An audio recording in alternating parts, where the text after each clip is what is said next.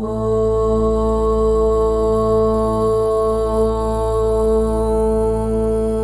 हम लृट लकार सीख रहे हैं।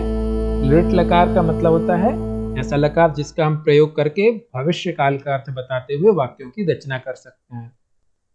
जब भी संस्कृत में हमें भविष्य की बातें करनी है कि ऐसा होगा, वैसा होगा, वगैरह वगैरह वगैरह, वह पढ़ेगा, मैं लिखूंगा, हम सब जाएंगे, भविष्य की बात करनी है, तब हम प्रयोग करेंगे लृट लकार का।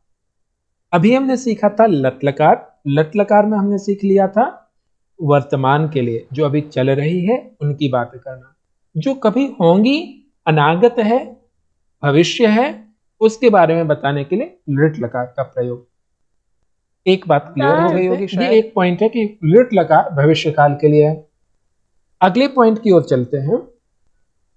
देखिए, हमारे लिए जो धातुएं थी, जो मूल धातुएं थी जिनका हम प्रयोग करके वो अर्थ देते हैं, वो क्रिया बताते हैं, जो वर्ब है वो वर्ब तो वही रहेगी, उसमें परिवर्तन कुछ नहीं होने वाला। बात समझ रहे? जैसे गम धातु है तो गम धातु तो गम है, पठ धातु है, पठ धातु का मतलब पढ़ना, पढ़ने से संबंधित बात है, तो पढ़ना पढ़ना है ही है।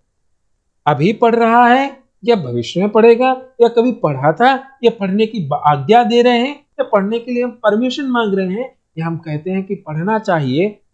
तो ये सारी अलग अलग प्रकार की बातें अलग अलग लकारों के द्वारा बताई जा सकती हैं। तो हमें लकारों को सीखना पड़ेगा। इस लकार विशेष में कैसे रूपों का प्रयोग करेंगे, बात समझ में आ रही है? पर हमें पढ़ने से संबंधित बात करना, तो धातु तो वही रहेगी, पर लकार बदल गया है, तो हम भविष्य या भूत की बात करेंगे, लेकिन हमें पढ़ने की बात रहेगी। जब हमें जाने की बात करनी है तो गम धातु का प्रयोग किया, हमें खाने की बात करना है तो खाद धातु का प्रयोग किया, नाचने की बात करना नृत्य धातु, सोचने की बात करना चिंत धातु, रुकने की बात करना स्था धातु। जब इनका प्रयोग कर रहे हैं तो अलग अलग धातु को अलग अलग लकारों में प्रयोग किया जा सकता है, और हर एक धातु हर एक लकार में प्रयोग होगी, तो उसके हिसाब से उनका रूप हमें समझना पड़ेगा। ये दूसरी बात मैंने आपको समझाई है। दूसरी बात क्या है, संक्षेप में देखिए। दूसरी बात यह है कि धातु कोई भी हो, उस धातु को हर एक लकार में प्रयोग किया जा सकता है। बात समझ गए? आसान है, का रूप है। तो चलिए, हमें पठ धातु का प्रयोग करना है, वैसे ही करेंगे जैसे हमने पहले किया है कि एक कर्ता लेंगे, कर्ता वही है, लड़का है तो लड़का, वह है तो वह, लड़की है तो कोई भी, कुछ भी है, राम श्याम मोहन रमेश दिनेश, कोई भी ले सकते हो। तो कर्ता वही है। नपुंसकलिंग लेंगे तो हाँ, ले सकते हैं, कोई भी ले सकते हैं, फल ले लीजिए, पुष्प ले लीजिए, कोई दिक्कत नहीं है। किसी भी लिंग का कर्ता हो, कर्ता लेकिन प्रथम विभक्ति का होता है, आप सबको पता है ना, हमने कल इसके बारे में चर्चा की थी। Yes sir. हाँ, तो यहाँ पे एक बार मैं कर्ता लिख लेता हूं। मान सा स्त्रीलिंग का ले रहा हूं, ते ताह, ये स्त्रीलिंग के कर्ता हो गए प्रथम पुरुष के। मध्यम पुरुष में कर्ता क्या होते हैं? त्वम, युवाम, यूयम, यूयं। उत्तम पुरुष में भी फिक्स है अहम, वेरी गुड, अहम, अवाम, वयम। आवांग, वयं। चलिए, ये हमारे ये कर्ता हो गए, ये काम को करने वाले हो गए। अब ये लोग हैं, ये काम को करेंगे। कौन क्या काम करता है? सबको पढ़ने का काम करना, और आज नहीं करना, सबको भविष्य में करना है। बात ये चल रही है। ये कर्ता है, इन कर्ताओं के साथ में क्रिया को जोड़ते हैं और वाक्य बनाते हैं। बात कर रहे हैं भविष्य के बारे में, मतलब ऐसा करेंगे। तो ये लोग बैठे, जो हमने नाम ये लिखे हैं शब्द, ये करने वाले हैं। जैसे सा मतलब वह, कोई लड़की विशेष के लिए, स्त्रीलिंग के लिए बात कर रहा हूं, वह। ते मतलब वे दोनों लड़कियां, ते। ताह मतलब वे सब लड़कियां। त्वम मतलब तुम। युवाम मतलब तुम दोनों। यूयम मतलब तुम सब। अहम मैं। आवाम हम दोनों। वयम हम सब। ये लोग काम करेंगे, मैं काम करूंगा, हम दोनों काम करेंगे, तुम काम करो। क्या काम करेंगे? पढ़ने का। मतलब मैं पढ़ूंगा, हम दोनों पढ़ेंगे, हम सब पढ़ेंगे, तुम पढ़ोगे, वह पढ़ेगी। ये यहाँ पर अर्थ हैं, इनके आधार पर वाक्य बनाते हैं। तो धातु पढ़ने के लिए पठ धातु आएगी सबसे पहले, और उसको लिट लकार में प्रयोग करना पड़ेगा भविष्य के लिए। तो सबसे पठ धातु का प्रयोग कर रहे हैं। सा पठति पठति, ये तो लट लकार होता। लेकिन लिट लकार में क्या होगा, तो उसको चेंज करते हैं, सा पठिष्यति।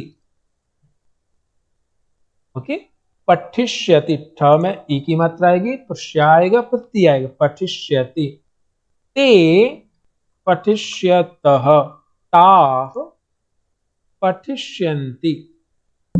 ओके, बात समझ में आ गई आप सभी को। तो ये पहली पंक्ति हमने बना ली।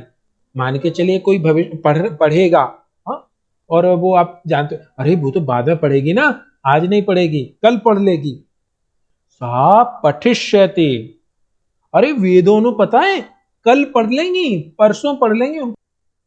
अभी हम सीख रहे हैं, आगे बढ़ते। पठ धातु लिट लकार। प्रथम पुरुष में मैंने एक वाक्य बनाया, सा पठिष्यति।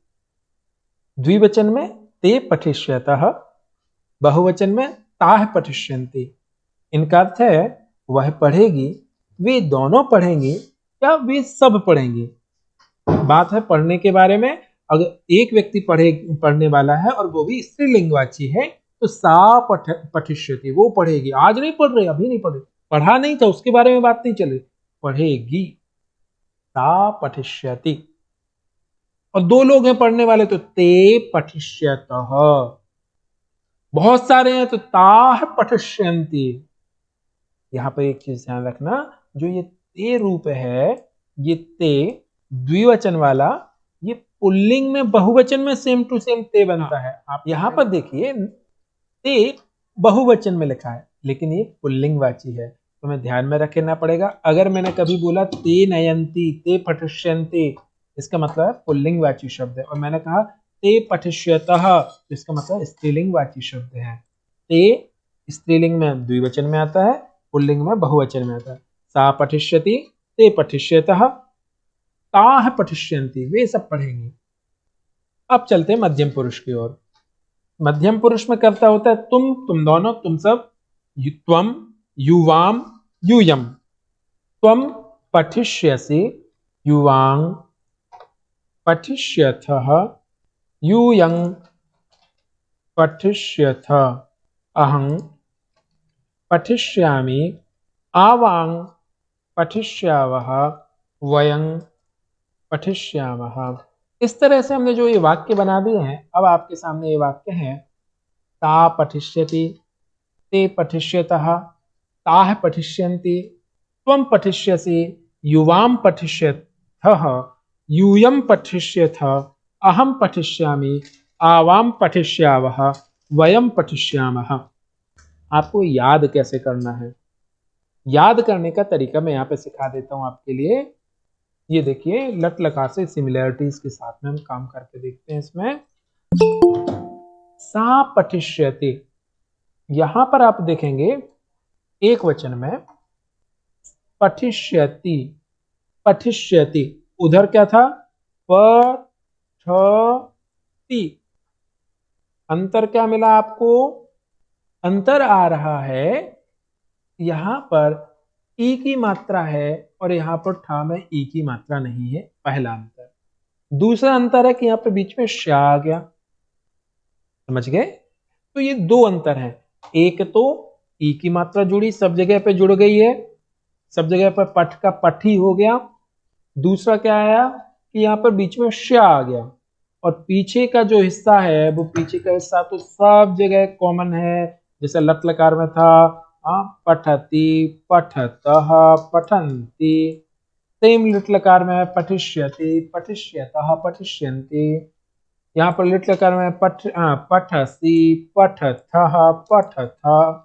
यहाँ पर लिट लकार, लट की जगह बाद में लिट करेंगे तो पठिष्यति, पठिष्यसि, पठिष्यथः, पठिष्यथ। कहने का मतलब यह है कि सब कुछ सेम टू सेम है, बस एक ई की मात्रा एक बीच में, और बीच में एक श, ये जुड़ गया, इष्य, है ना।